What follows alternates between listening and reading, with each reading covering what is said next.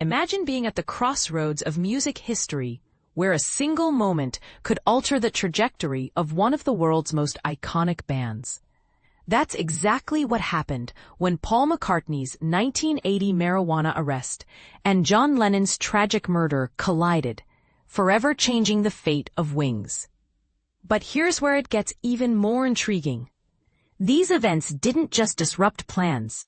They reshaped the future of a musical legend. Let's dive into the story through the eyes of Laurence Juber, the guitarist who witnessed it all. Before Laurence Juber became a celebrated writer, producer, and fingerstyle guitar virtuoso, he spent 3 pivotal years, 1978 to 1981, as a member of Wings. His journey began in London's bustling session scene, where his talent caught the attention of Wings guitarist-bassist Denny Laine. A casual jam session with Laine soon turned into a life-altering moment when Paul and Linda McCartney joined in. After playing a few blues and reggae tunes, Paul turned to Juber and asked, "What are you doing for the next few years?" In that instant, your entire life flashes before your eyes, Juber recalls. I'd spent my teenage years and beyond mastering studio work. And here was Paul McCartney offering me a gig. On one hand, you wonder what you're giving up. On the other, it felt like the universe was guiding me toward this moment. How could I say no? Juber's contributions to Wings' 1979 album Back to the Egg are unforgettable.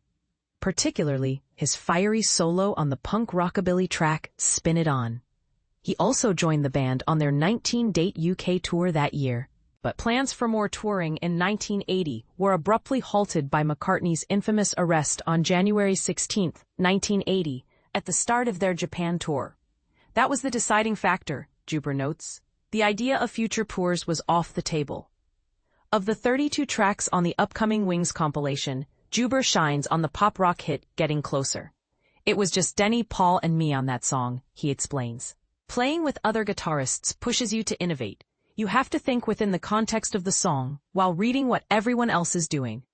His Ennio Morricone-inspired solo on the track is a standout moment.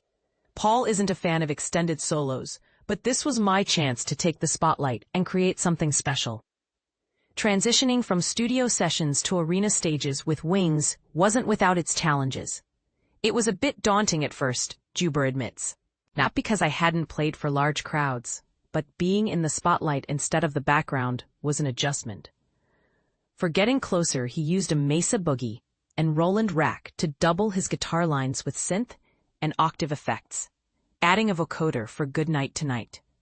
It was all electric, with a bit of keyboards. I had a lot on my plate, but the focus was on delivering. But here's where it gets controversial. Was McCartney's arrest the sole reason Wings didn't tour the US? Juber reveals, if Paul hadn't been busted, it was possible. Coming Up was #1 in July 1980, so we could have toured the States with a chart-topping single. Yet, the arrest wasn't just a legal issue, it was a turning point. I was standing right next to him when it happened, Juber recalls. We were hopeful the tour would continue, like it did for reggae bands in similar situations. But Paul was jailed for 10 days. During that time, Juber and the band were in limbo. Once Paul was released, he went straight to the studio with Jeff Emerick and Chris Thomas to work on mixes of the Glasgow concert. His work ethic never wavered. Yet, by the end of 1980, John Lennon's murder added another layer of complexity. I'm sure both events had a cumulative impact on Paul, Juber reflects. The idea of touring was off the table for almost a decade. And this is the part most people miss. Wings' dissolution wasn't just about the arrest or Lennon's death. Linda McCartney's fatigue after the world tour, Paul's new deal with Columbia Records, and the band's evolving dynamics all played a role. It felt like Wings had run its course, Juber says. But it wasn't the end of my journey. Juber shifted focus to composing and production, scoring projects like the animated commercial Rooster Booster for Paxo chicken stuffing. He also explored fingerstyle acoustic guitar, which became his signature niche. I was applying everything I'd learned with Wings, constantly striving to improve as a guitarist. One of his recent projects is the score for the documentary Everywhere Man, The Lives and Times of Peter Asher. It was a joy to work on, Juber shares. There are parts with reverb-heavy electric guitar, others with acoustic guitar and a string quartet.